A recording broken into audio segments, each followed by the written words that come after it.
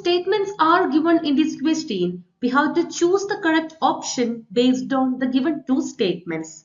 The first statement is bakelite is a thermosetting polymer. Yes, bakelite is a thermosetting polymer. It was one of the first synthetic plastic and is known for its durable and heat-resistant properties. Bakelite can withstand high temperature without melting or deforming, making it useful for electrical insulators and heat-resistant components.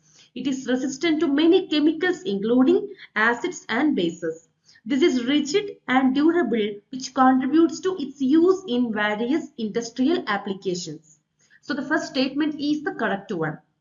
The second statement says that on heating, polymeric chain becomes a long and straight chain.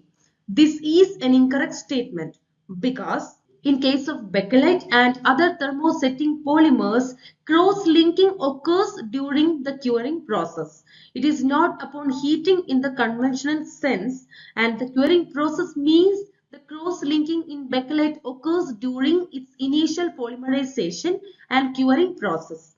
When phenol and formaldehyde are mixed and heated, they react to form a three-dimensional network of interconnected polymer chain.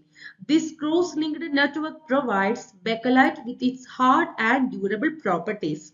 After the initial curing, bakelite is a fully cross-linked thermosetting polymer. When heated further, it doesn't undergo additional cross-linking. Instead, it remains stable up to certain temperature.